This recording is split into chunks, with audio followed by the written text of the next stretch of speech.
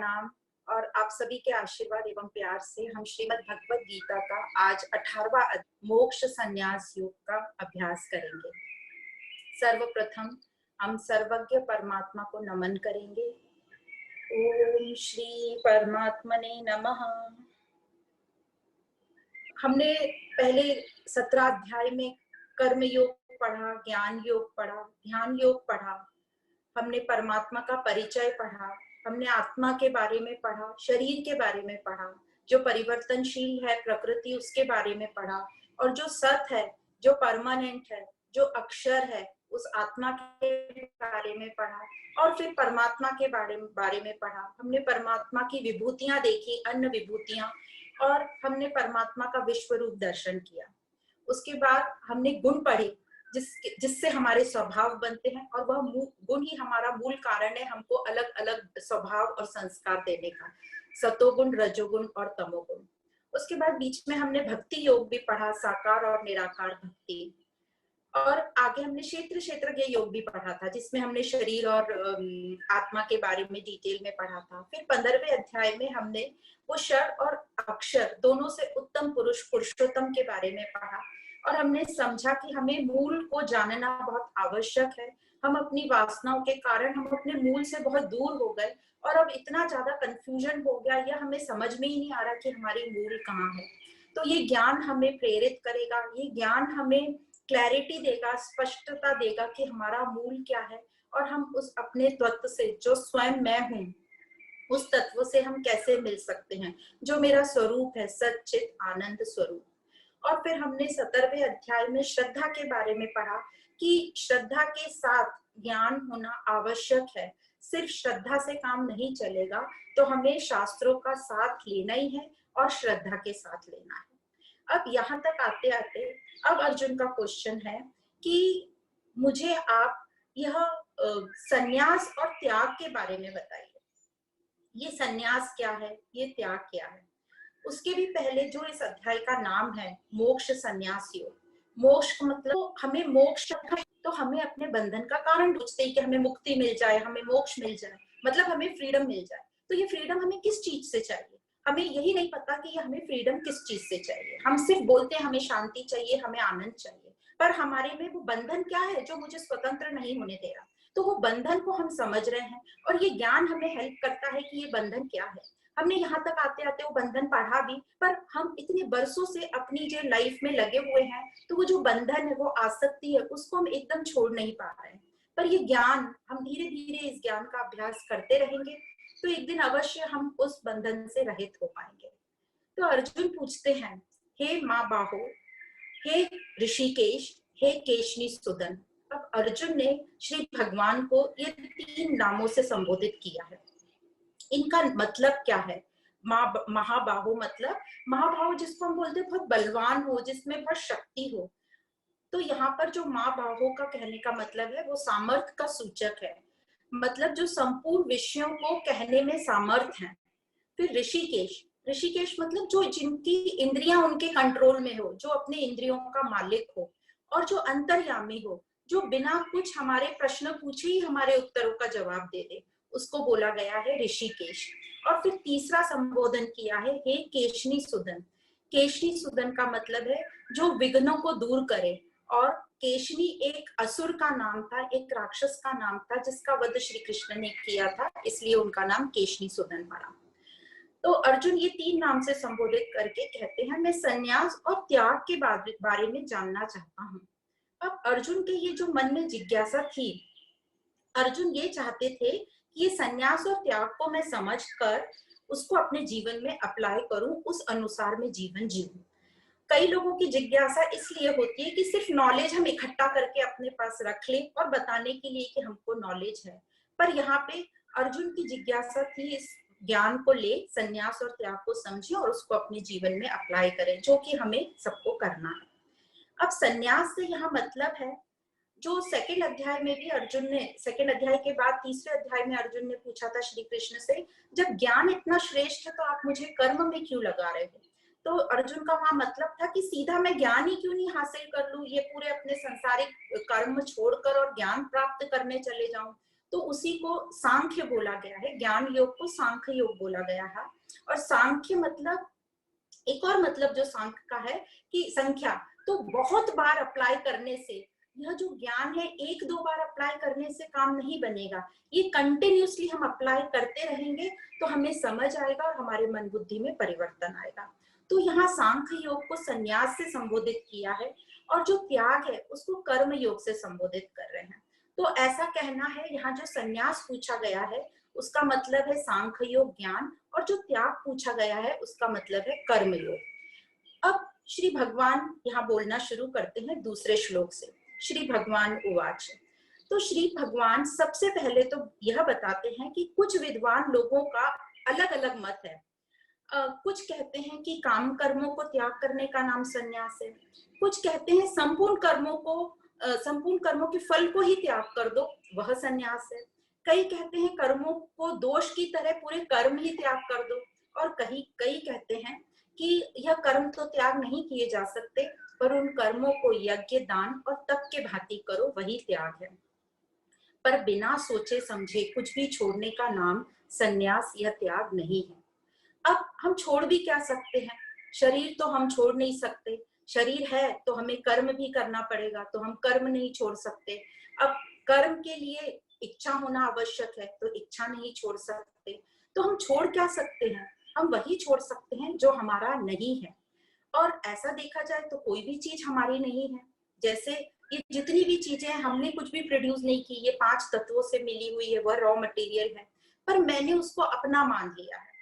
और हम किस चीज का त्याग करने को बोलते हैं? जो चीज हमें पसंद नहीं आती हम बोलते हैं उसका हमने त्याग किया। पर यहाँ यह कह रहे हैं कि जिसको मैंने मेरा मान लिया है, मैंने जिससे पोजेसिव हो गया हूँ, जिससे मैं आसक्त हो गया हूँ, उसको छोड़ना को वो संन्यास कह रहे हैं।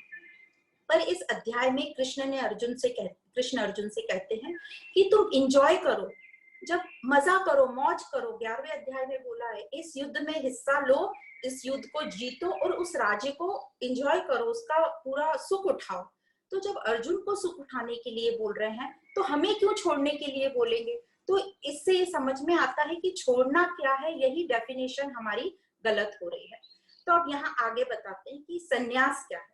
संन्यास का मतलब उन कर्मों को त्याग करो जो आप बहुत ज्यादा अहंकार से कर रहे हैं, बहुत इच्छा से आप उसमें बंधे हुए हैं। अब आगे भगवान त्याग बता रहे हैं। त्याग का मतलब जब हम कोई भी कर्म करते हैं तो एक फल की इच्छा रहती है, और ये इच्छा इतनी प्रबल हो जाती है कि हमारा मन एकदम विचलित हो जाता है, हम एंजाइटी में आ जाते हैं। और जब हम वो कर्म करते हैं तो हम इतनी ज्यादा एंजाइटी और विचलित बने में रहते हैं कि हमारा जो कर्म पर 100% अटेंशन नहीं होता।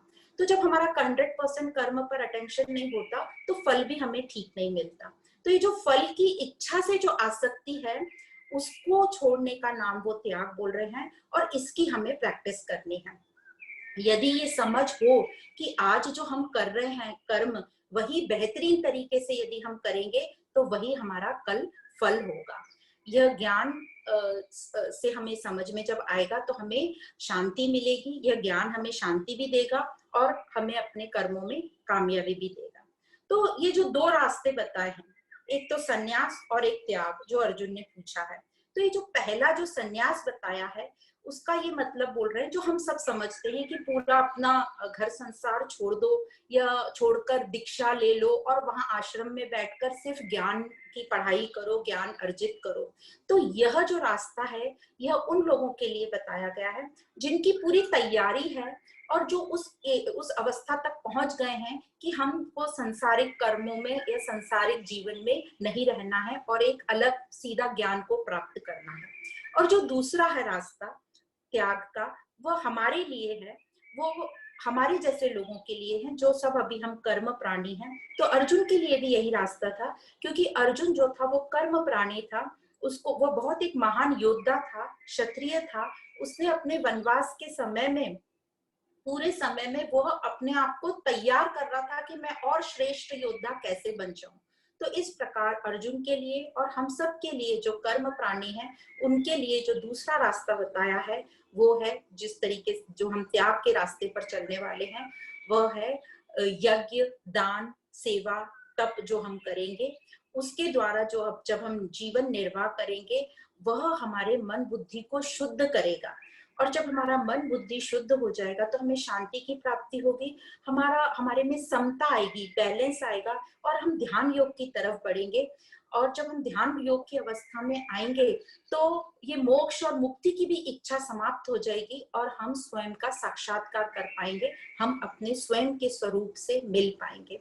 तो इस प्रकार ये जो दो रास्ते बताए हैं वो हमें ठीक तरीके से यहाँ समझ में आए कि जो हमारा रास्ता है वो है यज्ञ, दान और तप करना, और वह कैसे किया जाएगा आगे बताते हैं।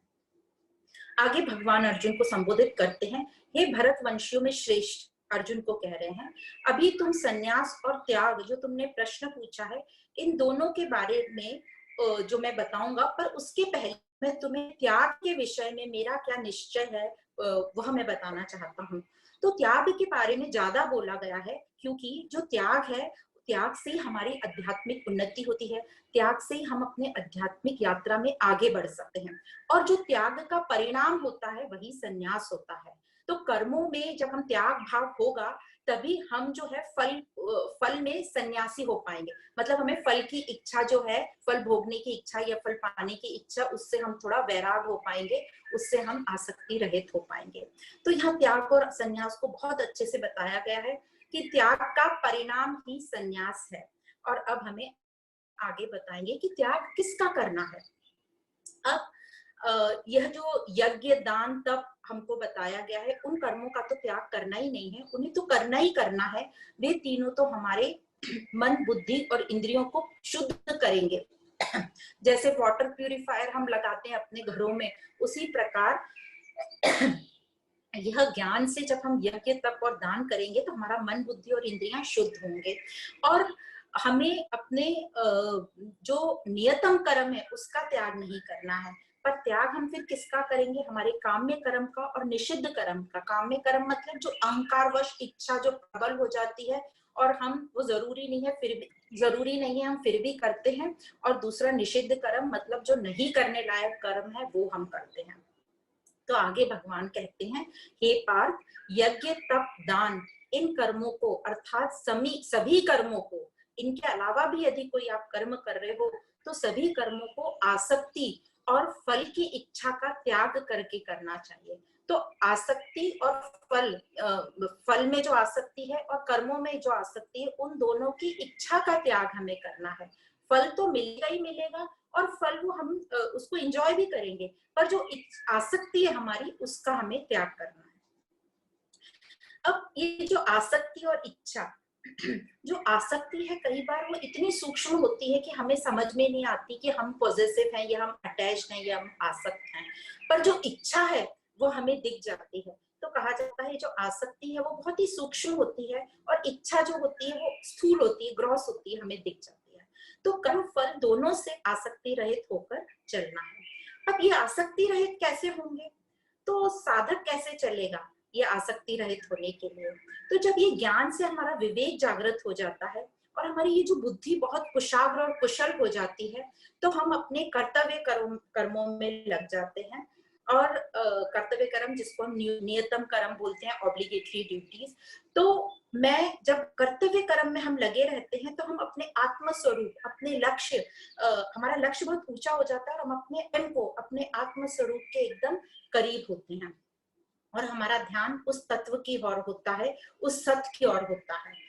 और यह हमें अच्छे से इस साधक को पता है जो ज्ञान पर चल रहा है कि ये संसार परिवर्तनशील है, असत है, ये शरीर भी परिवर्तनशील है, असत है, और कर्म व फल दोनों भी असत है क्योंकि दोनों की शुरुआत है और दोनों का अंत है। मतलब दोनों भी आरंभ होने वाले और नष्ट होने वाले हैं।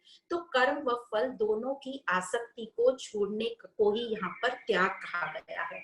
अब क्योंकि आसक्ति हमारा नेचर नहीं है, हमारा जो नेचर है वो फ्रीडम वाला है, असंगोहम।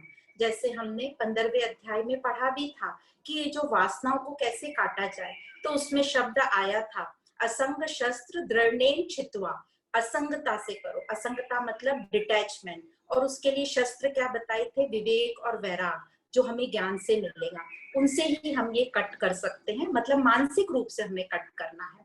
तो हमें कंफर्टेबल कब फील होता है? जब हम अपने नेचुरल स्वरूप में, जब हम अपने घर में नेचुरल अपने इजी कपड़ों में है, तभी हमें कंफर्टेबल महसूस होता है। तो उसी प्रकार ये असंग, जब हम असंग करेंगे, मतलब डिटैच होंगे, मतलब आसक्ति रहित होंगे, तभी हमें फ्रीडम फील होगा। तो ये जो बंधन का मेरा कारण है वो है आसक्ति। तो इसे हमें मन से त्याग करना होगा। ये बाहर से चीजें त्याग करने से हमें कोई ज्यादा लाभ नहीं होने वाला। जब तक हम अपने मन बुद्धि से उसका त्याग नहीं करेंगे, वही मुझे तत्व की तरफ ले जाएगी, वही मेरी मन बुद्धि को शुद्ध करेगी। अब कर्म तो हम सब कर ही रहे हैं, तो हम सब बोल देते हैं हम तो कर्म योगी हैं। कर्म हम सब कर रहे हैं, और वो हम नहीं भी चाहें तो हम कर, प्रकृति हमसे करा लेगी। जैसे हम खाली भी बैठे हैं तो हम सांसें ले रहे हैं, हमारा जो डाइजेस्टिव सिस्टम अपने आप ऑटोमेटिक चल रहा है, हम उसमें कुछ नहीं दे रहे पर ऑटोमेटिक चल रहा है। और हमें भूख लगी है तो हम खाना बना लेंगे, हमको प्यास लगी है तो हम पानी पी लेंगे। तो इस प्रकार कर्म तो हम सभी बाय डिफॉल्ट कर ही रहे हैं, बस इसमें योग की कमी है। तो योग हमें लगाना है अपने कर्मों में। तो ये योग क्या है? तो कर्मों में जो कुशलता है उसी को योग कहा गया है। अब ये कर्मों में कुशलता क्या है? कर्मों में कुशलता मतलब जब हम अहंकार रहित होकर कोई भी कर्म करेंगे तो वो हुआ हमारे कर्मों में कुशल। यह हम अपने कर्तव्य कर्म पूरे 100% प्रेजेंट में रह के करेंगे, वही हुआ कर्मों में कुशलता। और यह जो हमारा अहंकार आता है वो शरीर से मैं और मेरा जब पन आ जाता है, मैं और मेरापन, तो वही अहंकार होता है और उसी से हमें आसक्ति हो जाती है। तो जब हम ये अच्छे से समझ लेंगे कि ये शरीर जो है ये सिर्फ एक इंस्ट्रूमेंट के लिए इंस्ट्रूमेंट की तरह यूज हो रहा है इस कर्म करने में, तो हम आसक्ति रहित होंगे और हम ये कर्म योगी बनेंगे। इसलिए सिर्फ हमें नियतम कर्म की तरफ ध्यान देना है। जब हम नियतम कर्म करेंगे, मतलब आवश्यक कर्म और जो मेरी ऑब्लिगेटरी ड्यूटीज हैं, तो हम उस तत्व से जुड़े रहेंगे। पर जैसे ही हमने नियतम कर्म छोड़े किसी कारण से, नियतम कर्म क्या है पहले तुम ये समझ लेते हैं। जैसे हमारी जो भी रिस्पॉन्सिबिलिटी एज अ पेरेंट, मतलब पालक की तरह, एज अ बच्चे हमारे माँ बाप की तरफ, फिर सोसाइटी समाज की तरफ, फिर हमारा जो प्रोफेशन है व्यवसाय है उसकी तरफ, हमारे देश की तरफ, फिर इस जगत की तरफ। तो ये सब हम कैसे कर सकते हैं? ये सब जब हम ज्ञान से अपना मन बुद्धि शुद्ध करेंगे, तभी हमें समझ आएगी कि ये नियतम कर्म है, ये मेरे कर्तव्य कर्म है। अब हम सभी किसी न किसी तरीके से इस पूरी सृष्टि के हम ऋणी हैं। हम सब पर इस सृष्टि का उद्धार है। जैसे ये 5 तत्व, जैसे ये ऑक्सीजन हमें इतना फ्री में मिल रहा है, सनलाइट इतनी फ्री में मिल रही है, ये तो हुआ नेचर, प्रकृति जो हमें दिखाई नहीं देती, हम उसको टेकन फॉर ग्रांटेड लेते हैं। इसके अलावा हमारे माँ बाप हैं, हमारे शिक्षक हैं, हमारे सोसाइटी है, उन सब से हमें कहीं ना कहीं कुछ ऐसा मिला है जिसके हम ऋणी हैं। तो यह हमारा अभी रिटर्न बैक का टाइम आया है उस ऋण को पे बैक करने का, और वह नियतम कर्म के द्वारा ही हम कर सकते हैं। तो इस सृष्टि चक्र में भाग लेने से ही हमारे नियतम कर्म होंगे और हमें उस शांति की प्राप्ति होगी, आनंद की प्राप्ति होगी। जो इस सृष्टि चक्र में पार्ट नहीं लेता पे बैक पॉलिसी में, ऋण चुकाने में, तो वो अशांत रहता है, चिंतित रहता है और भय में रहता है। अब जैसे ये नियतम कर्म कहीं किसी वजह से हमने रोक दिए और किसी कारण से हम रुक गए या हमने छोड़ दिए, तो क्या होगा? हमारा जीवन एकदम बोरिंग हो जाएगा और हम अपने काम में कर्म शुरू कर देंगे। जो हमारी इच्छाएं हैं, जो हमारी बहुत ज्यादा वासनाएं हैं, उनको हम करना शुरू कर देंगे। और हमारी यदि इच्छाएं पूरी नहीं हुई तो हम गलत रास्ते से अपनी इच्छाएं पूरी करने की कोशिश करेंगे। जैसे न्यायपूर्वक हमारी इच्छाएं पूरी नहीं हुई तो हम गलत रास्तों का साथ लेंगे, और जब हम गलत चीजों का साथ लेंगे तो वो कन्वर्ट हो जाएंगे हमारे काम में कर्म, और निषिद्ध कर्म में, जो ना करने लायक कर्म है, उसमें कन्वर्ट हो जाएंगे। और फिर हमारा जो जीवन है एकदम अशांत हो जाएगा और भय से भर जाएगा। तो इस प्रकार हमने देखा कि हमको जो कर्म करना है वो कर्म योगी बनकर करना है। कर्म योगी बनना, हमें थोड़ा आसक्ति रहित पर काम करना पड़ेगा। जब हम आसक्ति रहित होंगे तो हम कर्म योगी बनेंगे, और कर्म योगी करने के लिए हमें नियतम कर्म करना है और निषिद्ध कर्म और काम्य कर्म को त्याग करना है। तो ज्यादा से ज्यादा हमारे जो काम्य कर्म है उनको हम नियतम कर्म में कन्वर्ट करेंगे।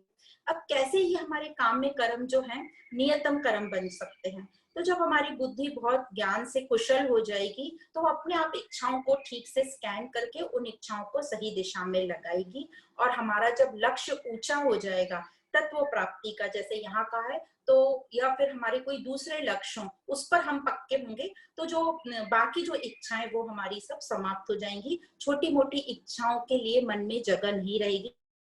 जैसे हम साइंटिस्ट वगैरह को देखते हैं जो बहुत ऊंचे लेवल का काम करते हैं, तो उनको छोटी मोटी चीजों की कोई इच्छा नहीं होती, वो उसको साइड में रख देते हैं, अपने लक्ष्य के बीच में नहीं आने देते। तो अब चॉइस हमारी है कि हमको अपने जीवन को शांति पूर्वक बनाना है, स्वर्ग बनाना है, जिसको हम स्वर्ग बोलते हैं, शांति और सुखमय जीवन को। तो हमें अपना ध्यान तत्व पर लगाना होगा। तो पूरी चॉइस अब हमारी है, हमें अब अच्छे से रास्ता पता है। तो इसी उपलक्ष्य में एक छोटे से दृष्टांत से शुरू करते हैं। एक शहर था अफ्रीका में, क्योंकि ये जो अफ्रीका है इसको यहाँ पर हीरो की बहुत खदानें बताई जाती हैं, तो ये उसी के संबंध में एक दृष्टांत है।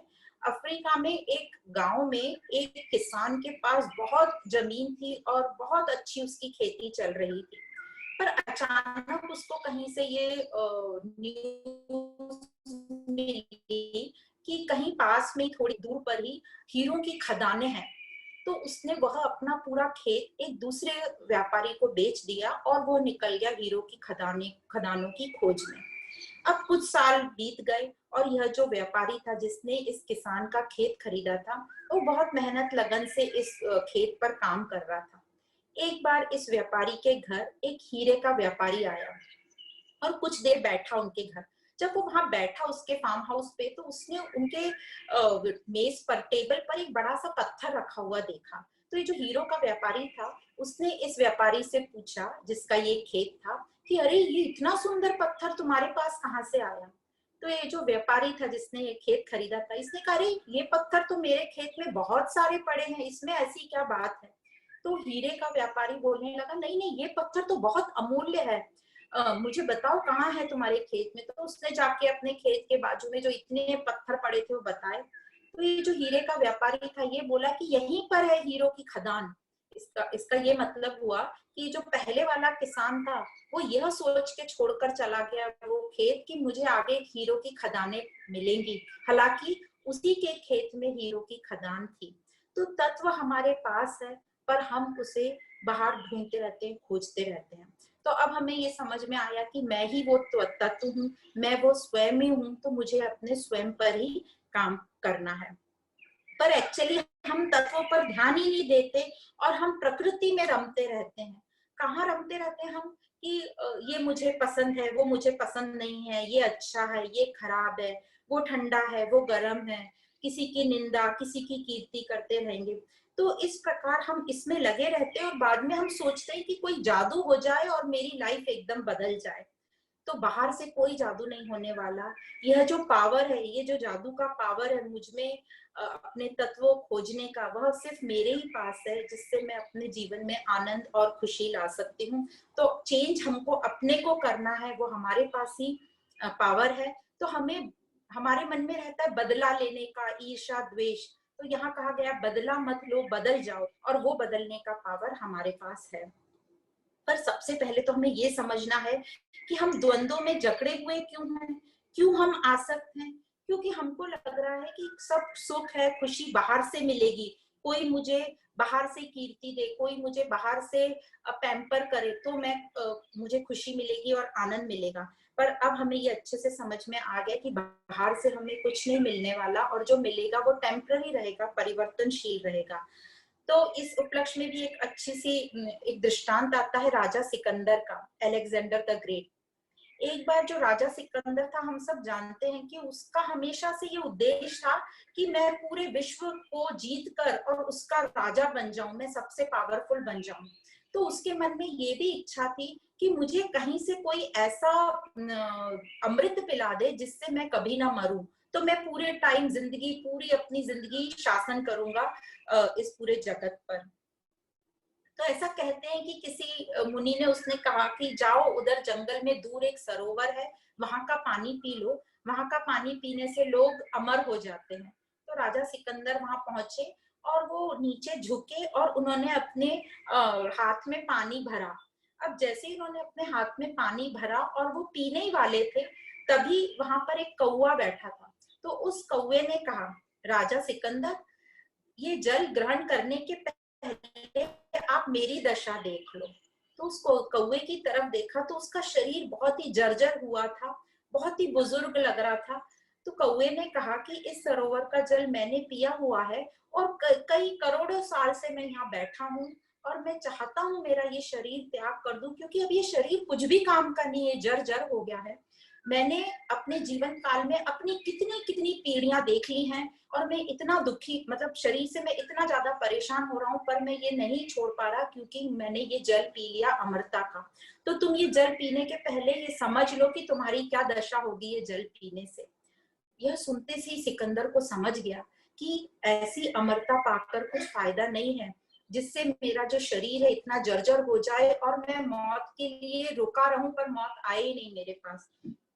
तो इस प्रकार हमको भी ये चीज समझ जानी है कि जो शरीर है उसकी एक लाइफ है, उसके बाद हमको नया शरीर धारण करना है, बहुत अच्छी बात है, क्योंकि ये पुराने शरीर उस काबिल नहीं रह जाएगा जो हम सब उससे अपनी काम कर सकें और अपने नैतिक कर्म कर सकें।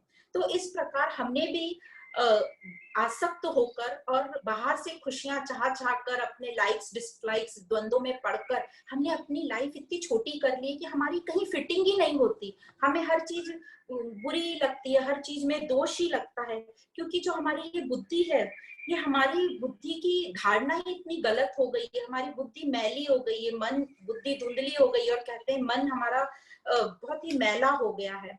तो अब ये तत्व तक पहुंचने के लिए फिर क्या किया जाए? तो हमने पढ़ा था दैवी और आसुरी गुण, हम सभी में दैवी गुण है। तो अब हम अपने दैवी गुणों को निखारेंगे, और हम सब में कोई ना कोई तो ऐसा गुण होगा जो हमें एक्स्ट्रा ऑर्डिनरी बना देगा। तो हम अपने दैवी गुणों को स्ट्रॉन्ग करेंगे, मतलब अपनी पॉजिटिव चीजों को बढ़ाएंगे और अपने तत्व तक पहुंचने की कोशिश करेंगे। और एग्जाम्पल यहाँ प्रहलाद का दिया जाता है, जो आसुरी परिवार में पला बड़ा, फिर भी उसने अपना लक्ष्य जो है, दृढ़ निश्चयता अपने लक्ष्य पर रखी, तत्व पर रखी, तो मन बुद्धि भी उसके राइट डायरेक्शन में रहे और उसको कामयाबी मिली। तो उसी प्रकार हम भी अपना ज्ञान से अपना लक्ष्य बहुत पक्का रखें और मन बुद्धि को राइट डायरेक्शन में रखेंगे तो सक्सेस अवश्य हमें मिलेगी। तो ये जीवन में गिरावट क्यों आ जाती है हमारे जीवन, बार बार हम ऐसे नीचे क्यों गिर जाते हैं? तो उसका कारण यही है कि जो हमारी इच्छाएं हैं, दूसरा हमारा स्वार्थ भाव है, और कामना। तो ये तीनों के कारण हम बहुत ही नीचे आ जाते हैं, क्योंकि यदि हमारी कामना पूरी नहीं हुई तो हमें क्रोध आएगा, और पूरी हो गई तो हम लालच में आ जाएंगे। और ये इतना फाइन लाइन होता है कि हमें पता ही नहीं चलता कि कहाँ हमारी गिरावट हो रही है। और ये सब होता है हमारे तीन गुणों के कारण, सत्वगुण, रजोगुण और तमोगुण। और यहाँ पर ऐसा होने से सिर्फ मुझे मैं और मेरा ही दिखाई पड़ता है। पर अब ज्ञान से हमें ठीक से समझना है, और हमने समझ भी लिया कि ये जो हमने विश्व रूप दर्शन किया था, उसमें हमने यह भी देख लिया कि जो मैं हूँ इस पूरी सृष्टि में इतना छोटा सा हिस्सा हूँ, कि अब हमें ये अच्छे से समझ लिया कि पूरी सृष्टि हमारे हिसाब से नहीं चलेगी।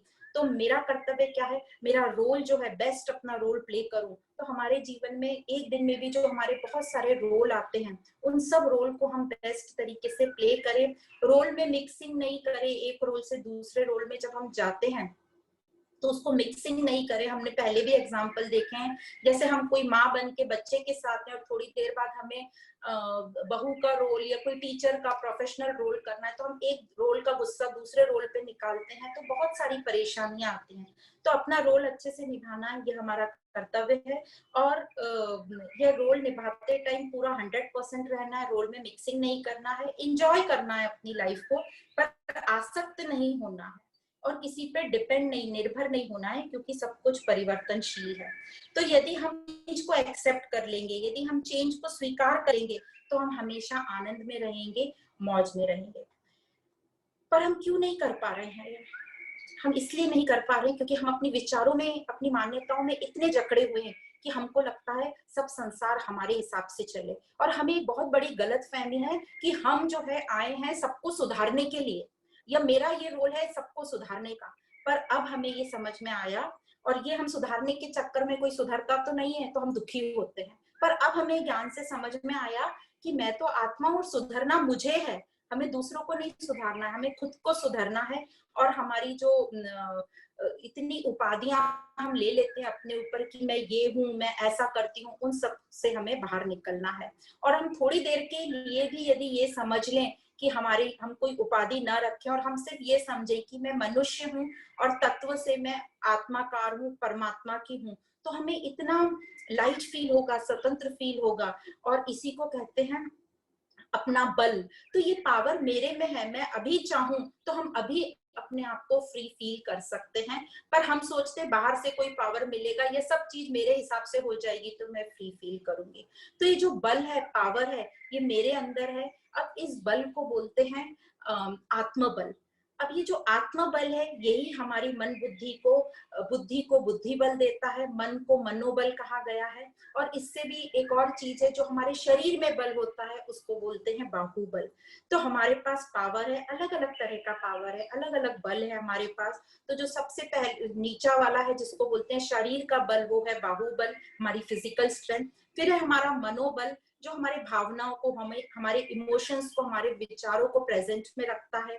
फिर बुद्धि बल, तो बुद्धि जो है, इंटेलेक्ट जिसको बोलते हैं, उसके पास पावर है सही गलत का निर्णय लेने की और डिसीजन मेकिंग की, जजमेंट करने की। तो हमारी बुद्धि को स्ट्रॉन्ग करता है ज्ञान, तो बुद्धि बल बढ़ाता है, और यही है आत्मबल। और यदि जब हमारा बुद्धि और मन एकदम शुद्ध हो जाएंगे, तो हम उस तत्व को पहचान पाएंगे और हम आनंद का अनुभव कर पाएंगे।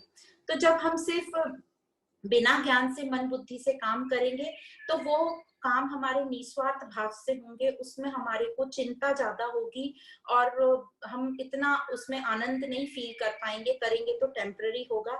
पर जब यही हमारा मन बुद्धि ज्ञान के साथ पावरफुल हो जाएंगे, तो हमारे हर कर्म यज्ञ की तरह हो जाएंगे और हमें आत्म तत्व की प्राप्ति होगी, चाहे वह छोटे से छोटा भी कर्म क्यों नहीं हो। तो इसी प्रकार हमारे जो सब कर्म है वो दिव्य बन जाएंगे। अब ऐसा पॉसिबल कब होगा? जब मेरी जो बुद्धि है और जो मेरा मन है, वह दोनों श्रद्धा से समर्पित होंगे लक्ष्य के प्रति। तो एक बल प्रदान होगा, और यह जो बल होगा ये बहुत ही पावरफुल होगा, और यह मुझे मेरे लक्ष्य तक पहुंचा देगा।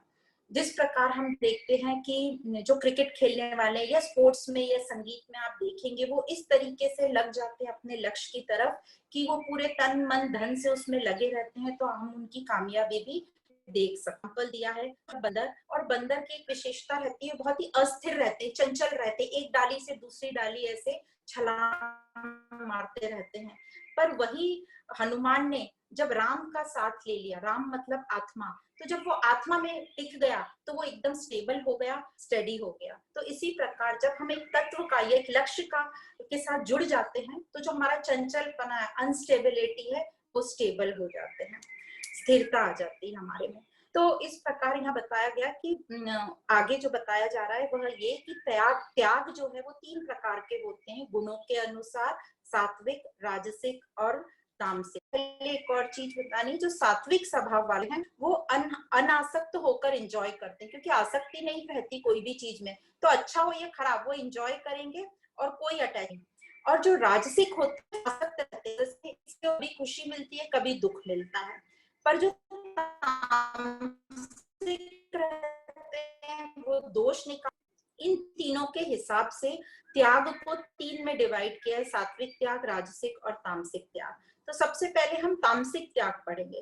तो तामसिक त्याग वह होता है जो आवश्यक कर्म कर्तव्य आलस के कारण या फिर मोह के कारण, मतलब बिना सोचे समझे और छोड़ देते हैं। जो करने लायक कर्म होते हैं वह भी छोड़ देते हैं। जैसे घर में कोई बीमार है या माँ बाप बीमार हैं और उसको मेडिसिन लेने बोला, पर वो आलसवश जाएगा नहीं। सत्संग जाना है उसकी तो वो बात ही नहीं सुनेगा, आलस में रहेगा, फिल्म देखेगा घर में बैठ के, कुछ अलग चीजें करेगा, पर वो दिव्य काम में तो बिल्कुल ही इंटरेस्ट नहीं लेंगे। जैसे स्नान करना है तो टाइम पास करने में लग जाएगा, पर जो काम।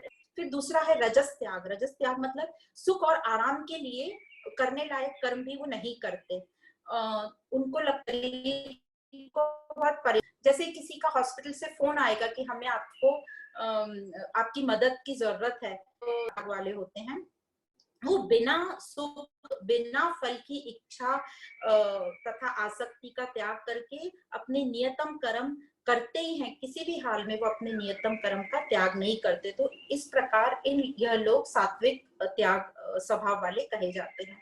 तो एक ही एग्जाम्पल यदि हम लें कि किसी को हॉस्पिटल जाना है, हॉस्पिटल से फोन आया कि आपकी जरूरत है, तो जो सात्विक त्याग वाला है वो इमीडिएट जिस भी हालत में होगा वो निकल पड़ेगा हॉस्पिटल में। जैसे वो आटा भी यदि गूंद रहा होगा तो कहते हैं वो वैसा की वैसा छोड़कर निकल जाएगा। पर जो राजसिक है वो क्या करेगा, अपना पूरा काम करेगा, अपना पूरा खाना पका लेगा, प्लेटफॉर्म किचन साफ करेगा, फिर सोचेगा अभी धूप हो गई है तो थोड़ी देर आराम कर लेगा और फिर आराम से जाएगा।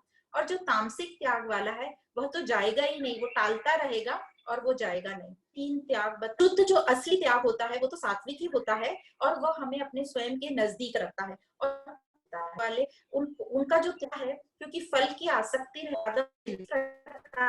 ये त्याग के बारे में पसंद नहीं हो तो भी वो द्वेष नहीं करते, पसंद हो तो भी वो आसक्ति नहीं करते उससे, क्योंकि उनके सारे डाउट्स क्लियर हैं कि सब परिवर्तनशील है और तत्व की तरफ उनका ध्यान है, इसलिए वो अपने स्वरूप में स्थित रहते हैं।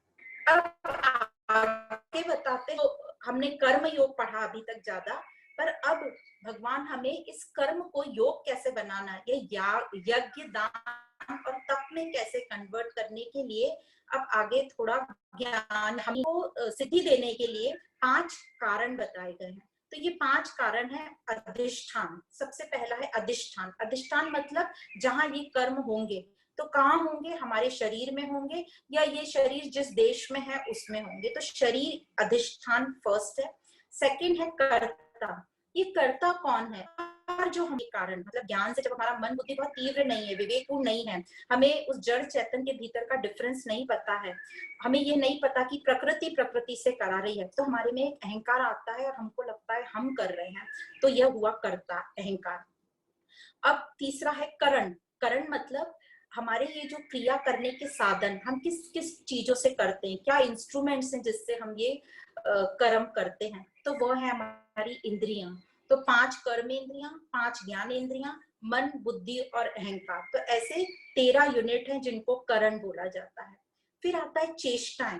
चेष्टाएं मतलब ये जो इंद्रियों के विषय हैं इनको चेष्टाएं बोला गया है। तो जैसे ज्ञान इंद्रियों के विषय है आंख कान त्वचा जीवा और नाक है, तो इनके विषय होंगे देखना सुनना स्पर्श करना, जीवा का स्वाद लेना और नाक का सूंघना। फिर कर्म इंद्रियां जैसे हैं और हमारे एक्सक्रीटरी सिस्टम मतलब मल मूत्र का एक्सक्रीशन करना।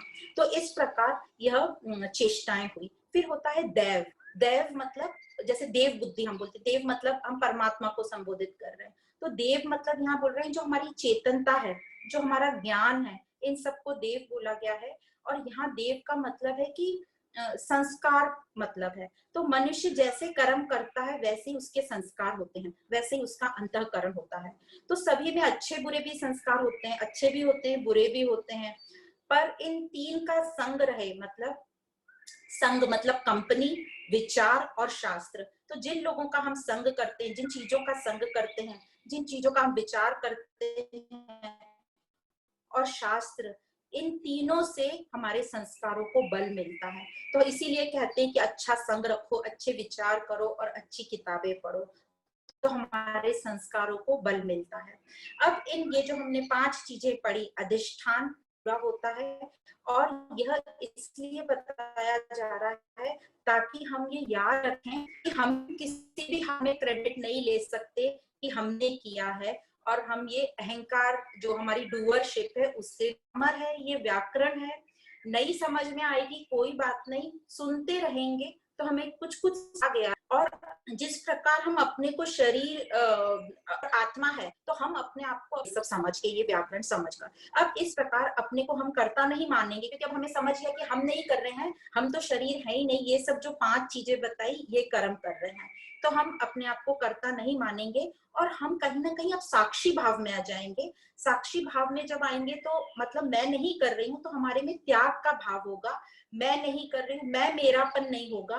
तो जब त्याग का भाव आएगा, और हमने पहले पढ़ा कि त्याग का रिजल्ट होता है संन्यास, तो जब हम त्याग करते हैं अहंकार का, तो ऑटोमेटिक जब फल हम लेंगे तो उससे हमें थोड़ा वैराग आएगा, संन्यास आएगा। अब आगे हमको और ये कर्ता भाव खत्म करने के लिए कि मैं कर रहा हूँ, डूअरशिप को खत्म करने के लिए और साक्षी भाव को पक्का करने के लिए इस कर्म को और थोड़ा डिटेल में बताते हैं, ताकि हमारी और थोड़ी हेल्प हो सके। तो 3 कर्म प्रेरणा बताई गई है, कॉज ऑफ एक्शन। तो ये है ज्ञान, ज्ञाता और ज्ञेय। त्रिपुटी जो हमने पढ़ी थी पहले भी कहीं, तो इसका यह 15th अध्याय में पढ़ी थी त्रिपुटी। तो ये क्या है ज्ञान, ज्ञाता, ज्ञेय? तो जब भी हम कोई एक्शन करते हैं, कर्म करते हैं, उसके लिए ज्ञान, नॉलेज होना जरूरी है। तो ये ज्ञान है, नॉलेज। अब ज्ञान को जानने वाला चाहिए, किसको ये नॉलेज हो रहा है? तो वह जिसको ये नॉलेज हो रहा है उसको कहते हैं ज्ञाता, नोअर। और जिसका ज्ञान होता है उसको कहते हैं ज्ञेय, नोन। जैसे एग्जाम्पल दिया है, मुझे प्यास लगी है, मुझे पानी चाहिए, तो प्यास लगी है, दिस इज ज्ञान, नॉलेज। और यह समझ कि मुझको प्यास लगी है, किसको प्यास लगी है? मुझको प्यास लगी है, तो आई एम द नोअर, ज्ञाता। और ये पानी से प्यास बुझेगी, तो ये नोन हुआ, ज्ञेय। तो इस तरीके से ज्ञान, ज्ञाता, ज्ञेय, ये 3 जो है कर्म प्रेरणा बताया गया है, कॉज ऑफ एक्शन। और आगे एक और थोड़ा सा एक्सप्लेन किया है कि कर्म संग्रह क्या होता है। तो कर्ता, करण और क्रिया, इन तीनों को संग्रह बताया गया है। तो हम समझेंगे कि ये क्यों बताया जा रहा है।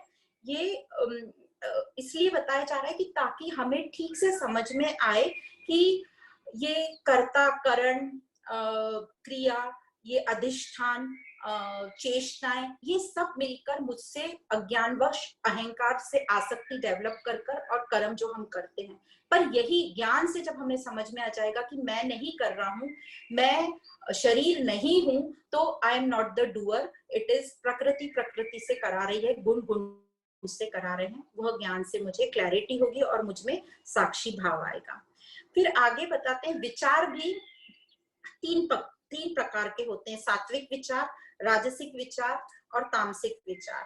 तो सात्विक विचार वह होते हैं जो शुद्धता, प्योरिटी जिनमें होती है। तो एग्जाम्पल हमें दिए गए, हमें पता है राजा जनक है, राजा अम्बरीश, देवकी, कौशल्या, रानी कुंती, रुक्मणी, विवेकानंद, महात्मा गांधी, एपीजे अब्दुल कलाम। तो ये सब आते हैं विचारों की शुद्धता में। फिर आता है सात्विक विचार, राजसिक विचार। राजसिक विचार में इच्छाएं ज्यादा होती हैं, तो इच्छाएं पीछा नहीं छोड़ती, तो हमेशा वो विचलित रहता है, एंजाइटी में रहता है। और जो तामसिक विचार है उसको हमेशा ये लगता है अज्ञानवश कि मुझे ही सब पता है, और वो कभी भी ज्ञान या नॉलेज लेने को तैयार नहीं होता। तो सात्विक होता है देव भाव, मतलब प्रेजेंट में रहता है, स्वीकार भाव में। और राजसिक जो होता है डिमांडिंग होता है और फ्यूचर में रहता है। और तामसिक तो डिस्टर्बिंग एलिमेंट होता है, खुद को भी डिस्टर्ब करता है, दूसरों को भी डिस्टर्ब करता है। पास इतने साल पहले ऐसा किया था, आज की जनरेशन को कोसता रहता है, टेक्नोलॉजी को कोसता रहता है। जैसे हमने एग्जांपल देखे थे, मूर्तिकार 3 लोग हैं, तीनों का कैसे अलग अलग व्यू है सोचने का। जैसे वो बेल का एग्जांपल देखा था, एक पतली बड़े क्या सोचता है, प्रकार हमने देखा था व्यापार में, बिजनेस में घाटा हो जाता है एक ही फैमिली में, तो 3 लड़के अलग अलग तरीके से क्या सोचते हैं। ये इसका कारण है, हम सब जो गुणों में, हम सब में अलग अलग तरीके का गुण का मिक्सचर है। और इस प्रकार जिनमें सात्विक ज्यादा होता है, राजसिक ज्यादा होता है, और तामसिक तो हमारा सोचने का तरीका भी अलग अलग होता है। तो इस प्रकार हम देखते हैं कि कैसे हमारे विचार भी 3 तरह के होते हैं। अब ये 3 का जो मिक्सचर होता है सबका अलग अलग होता है, जीरो कोई भी गुण नहीं होता है। जैसे गोल्ड प्योर 24 कैरेट गोल्ड नहीं होता, कुछ बनाने के लिए उसमें कुछ मिक्स किया जाता है। तो उसी प्रकार यह राजसिक तामसिक गुणों का भी यही हाल है। अब आगे बताते हैं, जो हमारे भीतर अहंकार है, जो हमें बांधता है, यही जो कर्म प्रेरणा जो हमें मिलती है, ज्ञान ज्ञाता ज्ञेय से जो त्रिपुटी और कर्म प्रेरणा, ये सब मिलकर जो है कर्म का संग्रह करते हैं। अब ये कर्म का संग्रह जो हुआ वो पाप वाला हो सकता है और पुण्य वाला हो सकता है। तो ये पाप और पुण्य बताने के लिए हमें ये सब बताया गया था कि ज्ञाता ज्ञान कर्म कर्ता करण, ताकि हम समझ पाए कि कौन से कर्मों से हमारा पाप होता है और कौन से कर्मों से पुण्य। अब पाप का मतलब है दुख और पुण्य का मतलब है सुख। तो आगे यहाँ बताया है कि कैसे ये जो तीनों गुण होते हैं, हमने गुणत्र विभाग में समझा था कि रजस और तमस ज्यादा दुख देते हैं और सतोगुण सुख देता है, पर हमें सतोगुण से भी और रिफाइंड सतोगुण में जाना है। तो यहाँ अब डिटेल में ज्ञान कर्म और कर्ता को तीन तीन में डिवाइड किया है, सतो रजो और तमो में। तो जो ज्ञान होता है, सात्विक ज्ञान क्या होता है? सात्विक ज्ञान होता है जब हम सत को अच्छे से जानते हैं, सम भाव में रहते हैं, स्वीकार भाव में रहते हैं। और राजसिक ज्ञान रहता है कि जब हम सब में दोष देखना शुरू करते हैं, दिखावटीपन, जो हमारा ज्ञान है वो दिखावटीपन का है, और हमें तत्व ज्ञान न होने के कारण हम उसे दूसरा देखते हैं, इसलिए उसमें हमें दोष दिखाई देता है। फिर तामसिक ज्ञान क्या है? जब बिना ज्ञान के हम आसक्त रहते हैं, और सात्विक राजसिक और तामसिक बताया है। फिर आगे कर्म बताया। कर्म, सात्विक कर्म क्या होता है? सात्विक कर्म वह होता है जब उसको अच्छे से ज्ञान से पता है कि गुण गुण में चल रहे हैं, प्रकृति प्रकृति से करा रही है, तो किसी से राग नहीं, किसी से द्वेष नहीं। और राजसिक कर्म क्या होता है? जब वो अहंकार में रहता है, अभिमान में रहता है।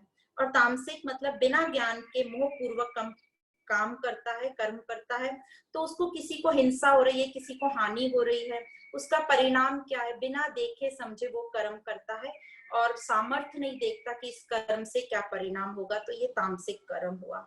इसी प्रकार कर्ता, कर्ता मतलब डूअर।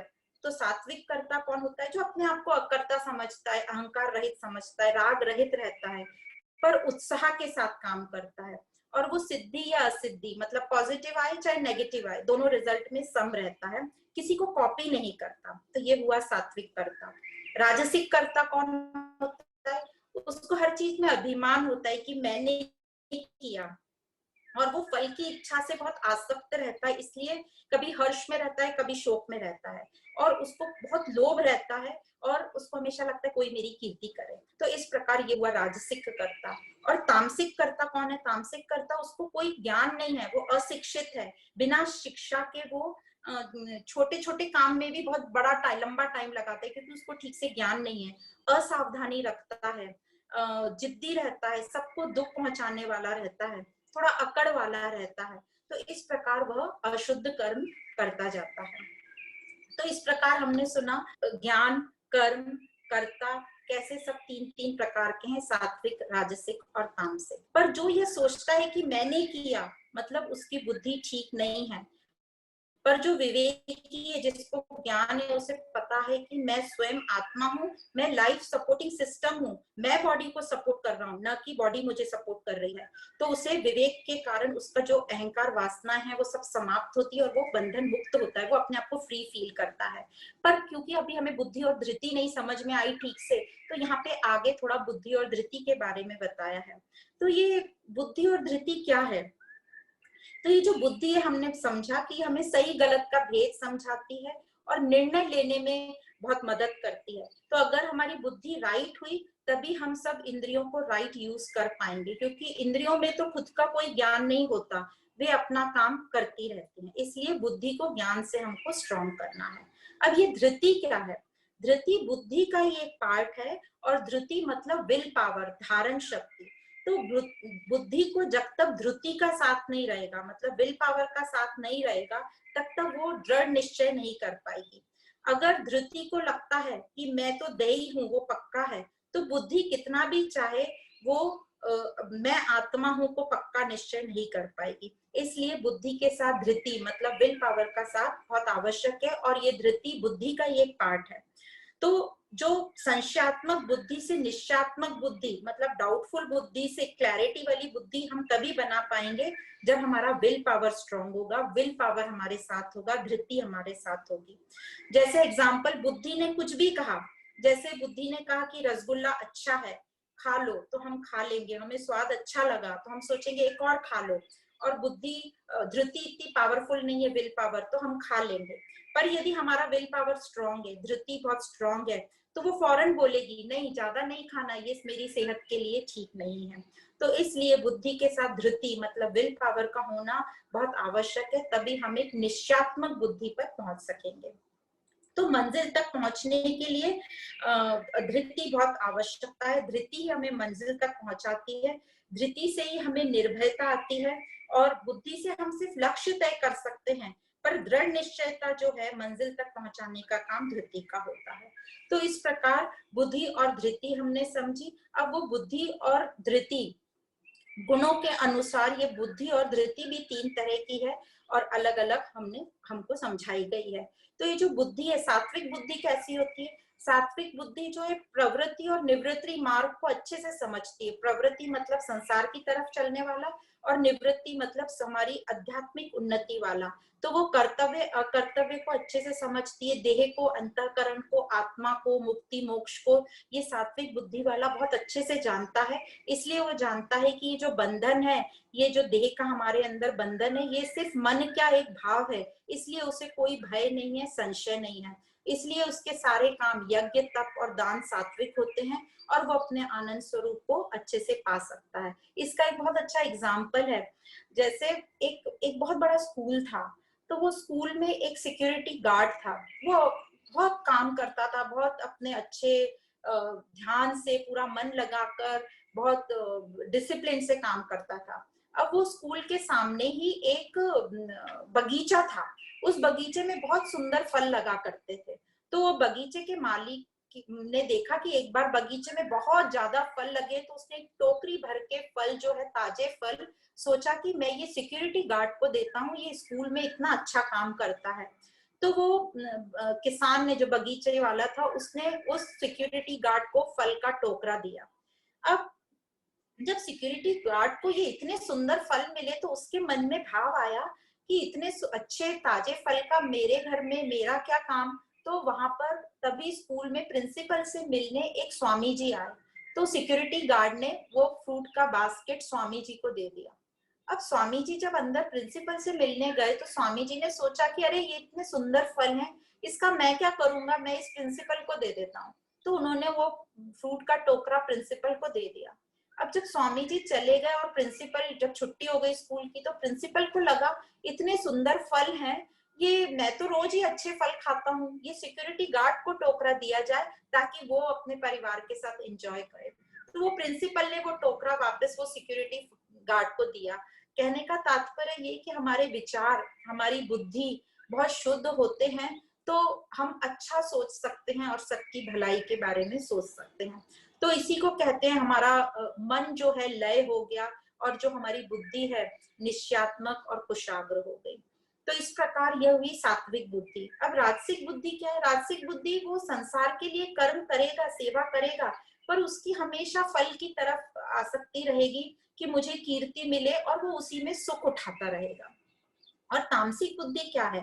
तामसिक बुद्धि वो अधर्म को धर्म मान लेती है, उसको डिफरेंस ज्यादा नहीं समझता। वो धोखा देना, बात को छिपाना, और सही गलत का उसे अच्छे से पता नहीं होता है, उसे लगता है मैं ही हमेशा सही हूँ। तो इस प्रकार उसका मनोबल एकदम जीरो हो जाता है और वो डिप्रेशन में चला जाता है। इसका कारण है आकृत बुद्धि, मतलब अनरिफाइंड बुद्धि, अज्ञान के कारण, इग्नोरेंस के कारण।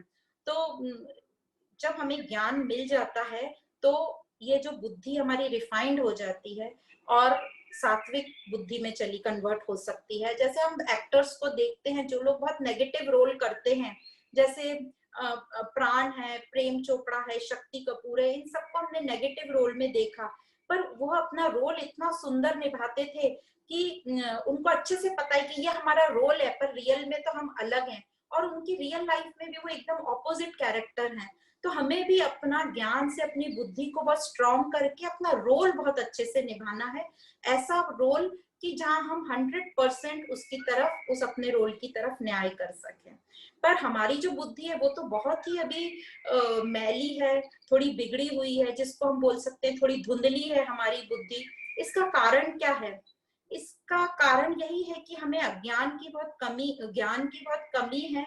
हमारे मन में हमेशा भाव यही रहता है कि मुझे ये चाहिए, मुझे वो चाहिए, इस तरीके के हमारे भाव रहते हैं। मुझे ये पसंद नहीं है, वो पसंद नहीं है। तो बुद्धि को भी ये चाहिए। अब बुद्धि भी उस उतनी स्ट्रांग नहीं है, तो बुद्धि को क्या चाहिए? बुद्धि को चाहिए हमारे ज्ञान का प्रकाश। तो जब ये ज्ञान का प्रकाश मिलता है तो हमारी बुद्धि पावरफुल होती है। जो धुंधली बुद्धि है वो भी क्लैरिटी आ जाती है, उसमें स्पष्टता आ जाती है।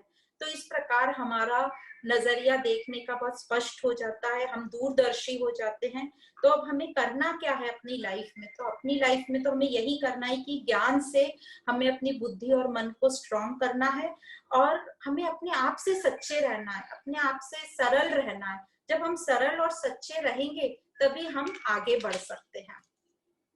अब धृति को 3 तरीके से बताया है, सात्विक, राजसिक और तामसिक। तो ये सात्विक बुद्धि धृति क्या है? सात्विक धृति के लिए एक शब्द दिया है अव्यभिचारणीय धृति। अव्यभिचारणीय मतलब एक की तरफ ही फोकस, अपना लक्ष्य जो है अपना निश्चित दृढ़ता के साथ।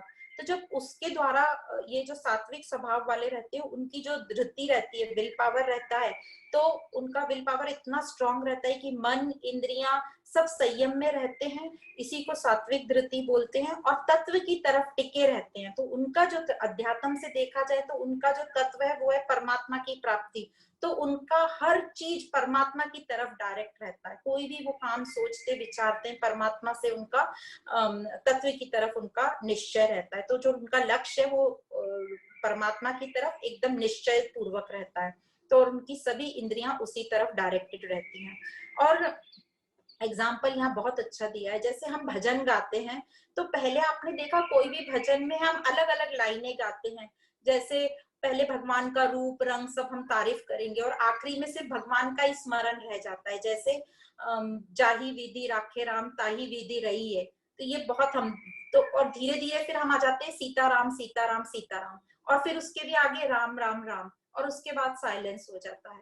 तो पहले हम सब विधि राखे ये सब चीजें बोलते हैं, उसके बाद सिर्फ हम राम राम बोलते हैं। उसी प्रकार जैसे मराठी का एक बहुत अच्छा भजन है, बोलोवा विठ्ठला पाहवा विठ्ठला करावा विठ्ठला जीव भाव विठ्ठला, और उसके बाद आखिरी में विठ्ठला विठ्ठला विठ्ठला विठ्ठला, सारे भाव चले गए, सिर्फ विठ्ठल बचा, और उसके बाद शांति। तो वो हम आ गए ध्यान योग में।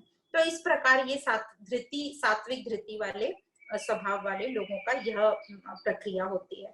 और जो राजसिक धृति वाले होते हैं वो फल की आसक्ति वाले मनुष्य, उनको रिटर्न में चाहिए, और रिटर्न में कुछ मिल जाए उनका हमेशा यही उनकी इच्छा होती है। तो ये हुए राजसिक धृति वाले। और तामसिक वाले वह यूजुअली ऐसा बोलते हैं, दुष्ट बुद्धि वाले होते हैं। अज्ञान के कारण उनमें एक तो आलस बहुत होता है, इसलिए भय और चिंता और उतावलापन बहुत होता है, नेगेटिव थिंकिंग बहुत होती है, घमंड को हमेशा धारण किए रहते हैं। तो उनका जो है विल पावर धृति बहुत स्ट्रांग है, पर सोने में और आलस में लगा देते हैं। तो हमारा भी यही हाल हो रहा है। हम आत्मा का अनुभव करना चाहते हैं पर आलसवश हम करते कल करेंगे, आगे देख लेंगे। तो हम अपने बाकी सब काम करते हैं पर आध्यात्मिक पढ़ाई को हम सबसे पीछे छोड़ देते हैं। और इसी प्रकार आगे 3 सुख बताए हैं। सात्विक सुख क्या होता है? तो जो शुरू में विष जैसा लगे और बाद में परिणाम जिसका अमृत जैसा हो, वह हुआ सात्विक सुख। जैसे बच्चों को पढ़ाई करना, हमको एक्सरसाइज करना, या आध्यात्मिक अभ्यास के रास्ते पे चलना, या डॉक्टर, हम बीमार होते हैं दवाई खाते हैं कड़वी लगती है पर उसका परिणाम अच्छा होता है। तो यह सब हुए सुख, सात्विक सुख। फिर राजसिक सुख क्या है? राजसिक सुख जो है वो पहले तो अमृत जैसा लगता है, जो हमारी सब हम अपनी इच्छाएं पूरी करते हैं, इंद्रियों से सब जो स्वाद लेते हैं, तो पहले तो अमृत जैसा लगता है पर बाद में वो जल्दी ही विष जैसा हो जाता है। क्यों? क्योंकि वो जैसे हमारी खाने की आदत, हम गलत चीजें खा लेते हैं तो इंद्रियों को सुख मिलता है पर बाद में वो रोग देती है। ऐसे ही जैसे हम सत्संग आ रहे हैं पर चेंज नहीं हो रहे हैं, हम अपना उसी रास्ते पे चल रहे हैं जैसे विचारधारा हमारी थी, सिर्फ हम इंफॉर्मेशन इकट्ठा कर रहे हैं। तो ये जो सत्संग का सुख हुआ, यदि हम चेंज नहीं हो रहे तो वो राजसिक सुख हुआ। उसी प्रकार फिर आता है तामसिक सुख। तो ये जो तामसिक सुख है ये क्या है? तामसिक सुख पहले भी विष जैसा है और बाद में भी विष जैसा है। जैसे निद्रा और नींद के कारण, आलस के कारण हम हर काम छोड़ देते हैं, पर जो उसको इतना आलस है, इतनी तो नींद आती नहीं, तो नींद नहीं आती तो गलत सपने, गलत विचार आते हैं, तो वो तब भी दुख देता है। और उसका परिणाम क्या होगा? उसका परिणाम ये होगा कि हम करने लायक कर्म नहीं करते थे और वो टाइम निकल जाता है, तो उसका जो परिणाम है वो भी गलत होता है, और वो निरर्थक कर्म करते हैं, जो कर्म नहीं करने वो कर लेते हैं, तो उसका रिजल्ट भी गलत निकलता है और फिर वो बाद में पछताते हैं। तो इसलिए जो सुख है तामसिक, वो पहले भी हमें परेशान करता है और बाद में भी हमें परेशान करता है। पर अब मेरा लक्ष्य क्या है जीवन का, हमारा मिशन क्या है कि अपने स्वरूप से मिलना है हमको।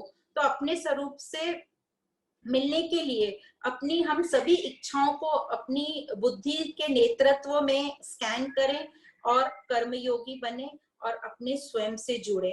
अब ये जो तत्व से जुड़ने की बात आ रही है, इसका हमने बहुत अच्छी दृष्टांत से समझा था। जैसे कोई मछुआरा होता है, पानी में पैर डाल के बैठा रहता है और नेट उछालता है अपनी मछली पकड़ने के लिए। तो जो बहुत ज्ञानी मछलियां होती हैं, उसको समझ जाता है कि हमें पकड़ा, हम को पकड़ने आए, तो जल्दी से जाके वो मछुआरे की पैर के तरफ चली जाती है। अब कुछ मछलियों को देर से समझ में आता है, पर वो कैसे तो स्ट्रगल करके नेट में से बाहर निकल के चली जाती है। पर कुछ मछलियों को समझ में ही नहीं आता, ज्ञानवश और आलसवश वो वहीं पड़ी रहती हैं। तो जो मछलियां, कौन सी मछलियां बच गई? जो वो मछुआरे के बिल्कुल पैर के पास है। तो हम भी जब अपने स्वयं से जुड़े रहेंगे तो हम बचे रहेंगे और हम आनंद और शांति की प्राप्ति कर सकते हैं। तो इस प्रकार हमें योगी से, भोगी से योगी बनना है, और योगी से सन्यासी, और फिर ज्ञानी नित्य मुक्त बनना है। तो ये भोगी क्या है? भोगी मतलब जब हम अपनी वासनाओं में ही चल रहे हैं और कुछ ज्ञान नहीं ले रहे हैं, तो वो हुए भोगी हम। तो हम पूरे अशुद्ध हैं। योगी कौन हुआ? जो ज्ञान से बहुत मेहनत करके अपनी वासनाओं को कम करने की कोशिश कर रहा है, जैसे हम सब चल पड़े हैं हम। फिर आता है सन्यासी, जिसकी काफी वासनाएं खत्म हो गई हैं, बस थोड़ी बहुत बची हैं। और जो सबसे उच्च में आता है ज्ञानी, जिसकी सभी कुछ शुद्ध हो गया है, सब वासनाएं खत्म हो गई है और वो तत्व से मिल गया है। तो इस उपलक्ष्य में एक बड़ी अच्छी सी हमें वार्ता मिली थी कि कैसे ज्ञानी लोग कितने होशियार होते हैं। तो ये वार्ता कुछ इस प्रकार है कि रानी पद्मावती जो थी, उनका जब उनके राजगुरु, जब उनका विवाह हुआ और ससुराल में जो राजगुरु थे, उन्होंने उनसे कुछ प्रश्न पूछे।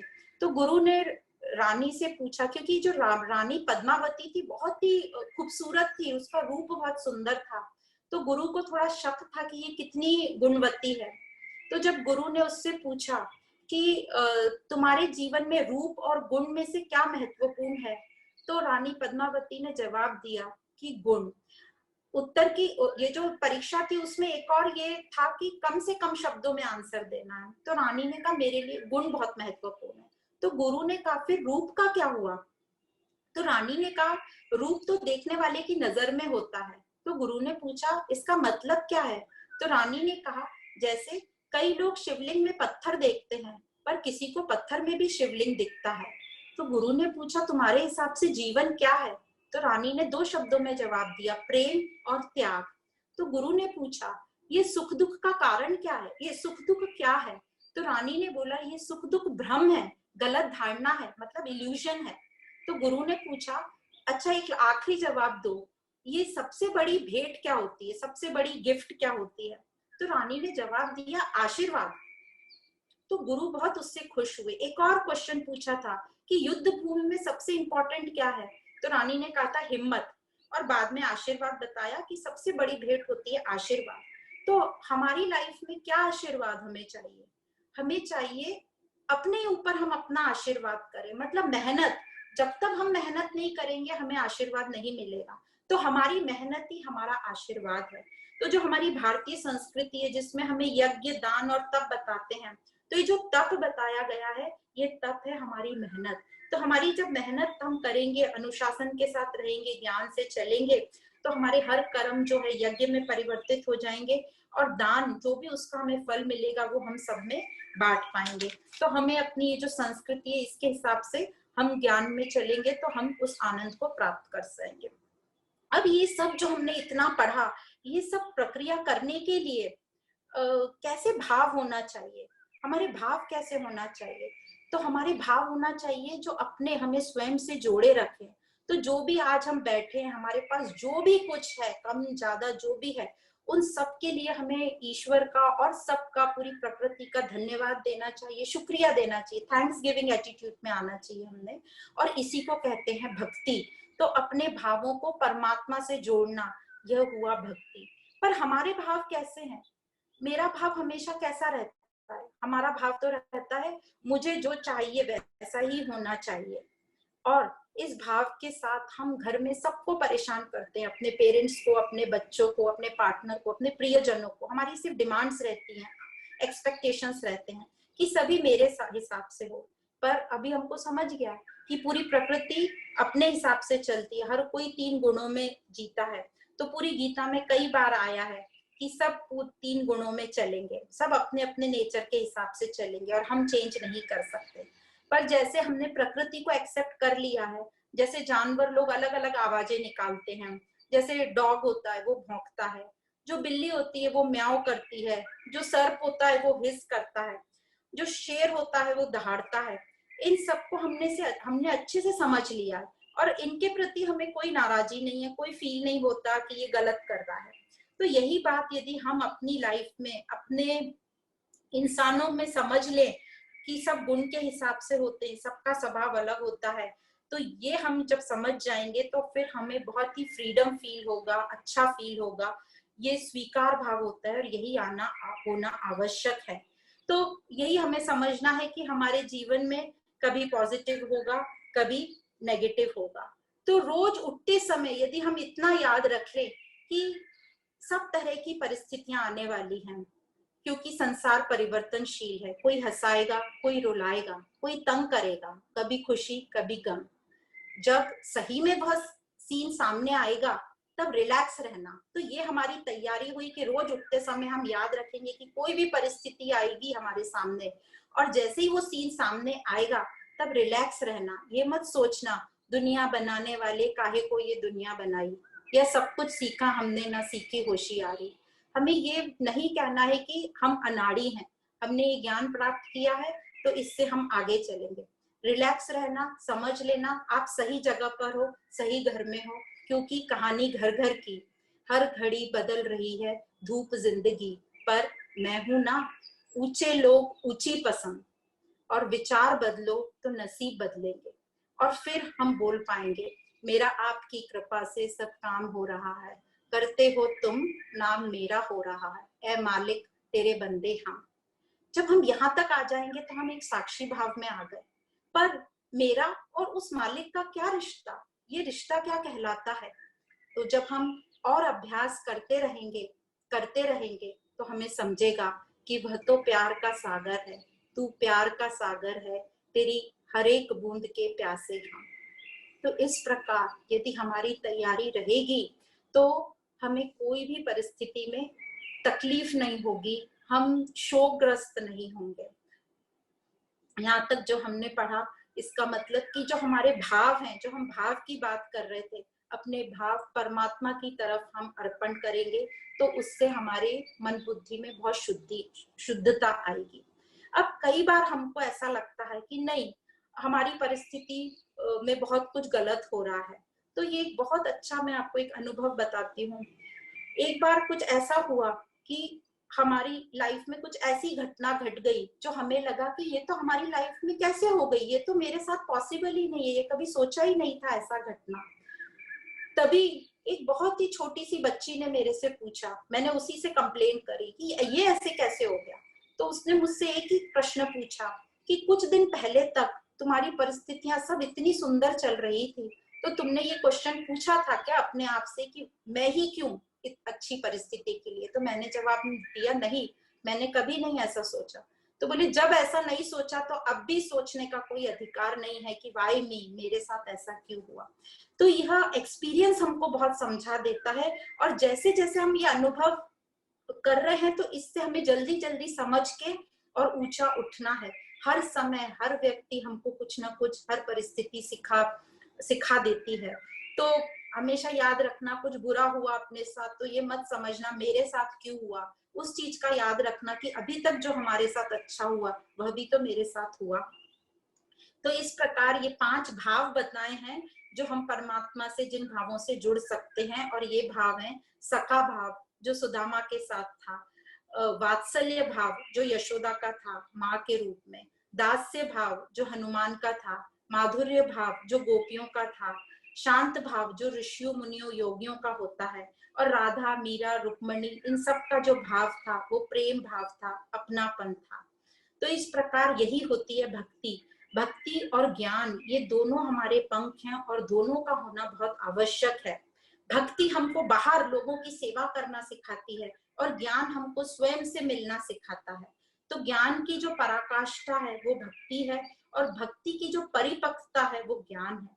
तो दोनों का होना बहुत आवश्यक है। और जब ये दोनों होंगे तो हम स्वीकार भाव में होंगे। हमें ये नहीं लगेगा कि ऐसा ही होना चाहिए, वैसा क्या क्यों हुआ, उसमें ऐसा क्यों हुआ। हम स्वीकार भाव में रहेंगे और जब हम स्वीकार भाव में रहेंगे तो हमें शिकायत नहीं होगी। शिकायत नहीं होगी तो हम आनंद में रहेंगे। किसी के प्रति हमें क्रोध नहीं आएगा, किसी के प्रति कोई शिकायत नहीं रहेगी। और फिर देखिए क्या कमाल होता है। तो ये जो हमने अभी तक पढ़ा, ये सब अहंकार और आसक्ति जो भी हमने पढ़ा, तो त्याग हमें इस अहंकार का करना है। और अहंकार का जैसे ही त्याग होगा तो सन्यासी हम आपो आप बन जाएंगे। यह जो भी जैसे अभी तक बताया, यह करने के लिए हमें निरंतर अभ्यास चाहिए। ये एक पार्ट टाइम जॉब नहीं है कि जैसे हमने सुबह पूजा कर ली, आरती कर ली, फिर निकल पड़े। तो जैसे हम पूजा आरती करते हैं उस टाइम सत्वगुण में रहते हैं, कई बार नहीं भी रहते, और फिर जैसे ही बाहर निकले राग द्वेष सब चालू। फिर दूसरे दिन फिर पूजा पोथी करेंगे, थोड़ी दिन सत्वगुण में, फिर राग द्वेष चालू।